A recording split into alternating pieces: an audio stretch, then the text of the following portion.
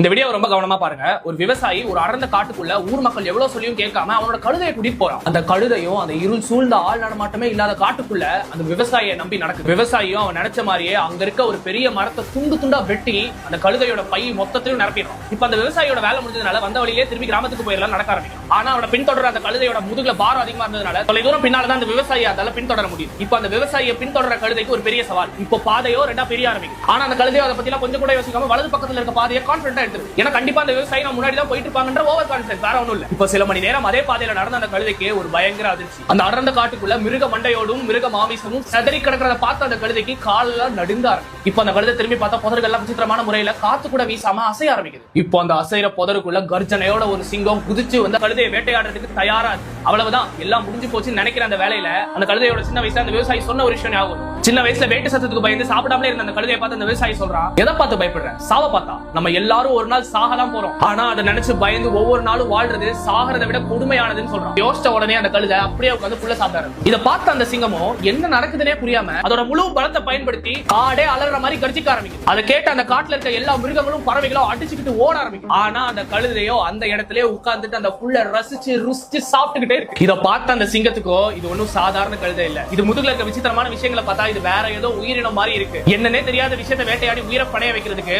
ஓடுறதே மேலும் யோசிச்சு பொறுமையா அந்த கழுதையை பார்த்த மாதிரியே பின்வாங்க ஆரம்பிக்கும். இதை பார்த்த அந்த கழுதைக்கோ பயங்கர கான்பிடன்ஸ், பயங்கர ஸ்டைலா அந்த புள்ள சாப்பிட ஆரம்பிக்கும். கொஞ்ச நேரம் கழிச்சு அந்த சிங்கமா அங்க இருந்து ஓடிடுச்சு. ஆனா இதை பார்த்துட்டு இருந்த ஒரு ஹைனா அந்த சிங்கம் ஏன் போய் ஒன்ன பார்த்து பயந்து போச்சு, நாளா உனக்கு பயப்பட மாட்டேன் அப்படி என்ன பண்ண அப்படின்னு கேட்டுச்சான். அதுக்கு அந்த கழுதை, நாளா ஒண்ணுமே பண்ணல, அப்படி நான் பண்ணிருந்தேன்னா அந்த சிங்கத்தை ஓட விட்ட எனக்கு ஒன்ன ஓட விட எவ்வளவு நேரம் ஆகும் எகத்தாளமா பேசுது. இதை பார்த்த அந்த ஹைனாவும் இது சாதாரணமான கழுதை இல்லடோ, இல்ல சும்மா விளையாட்டுக்கு கேட்டேன் அப்படின்னு அந்த இடத்துல இருந்து அமைதியா போயிடுச்சு. இப்போ அந்த கழுதையும் ரொம்ப சந்தோஷமா வைராக்கியத்தோட அது வாழ்ந்த அந்த கிராமத்துக்கு திரும்ப போயிடுச்சு. அதை பார்த்த விவசாயியும் அந்த ஊர் மக்களும் அந்த கழுதையை கட்டி அணைச்சு சந்தோஷத்தோட அழுதா. இந்த கதையில இருந்து நான் சொல்ல வர விஷயம் என்ன அப்படின்னா, உங்களுக்கு வர ஒரு பிரச்சனையை ஏன் வருது, எதுக்கு வருது, நமக்கு மட்டும் தான் இப்படிலாம் நடக்குமான்னு யோசிச்சு தயங்கி நிக்காம தைரியமா எதிர்கொண்டு வெற்றி காணுங்க. உங்களோட அவமானங்களும் தடைகளும் தான் உங்களை வெற்றி நட போட வைக்கும். ஏன்னா மோஸ்ட் சக்சஸ்ஃபுல் பீப்பிள் இந்த வேர்ல்ட் எல்லாருமே பிரச்சனைகளை தாண்டி பிரச்சனையால தான் வளர்ந்திருக்காங்க. லைஃப்ல அதிகமா ப்ராப்ளம் ஃபேஸ் பண்ற உங்க நண்பர்களுக்கும் உறவினர்களுக்கும் இந்த வீடியோ ஷேர் பண்ணிட்டு சுவாரஸ்யமான வாழ்க்கை கதைகளுக்கு மறக்காம என்ன ஃபாலோ பண்ணுங்க. நீங்க கண்டிப்பா வாழ்க்கையில ஜெயிப்பீங்க, நான் நம்புறேன்.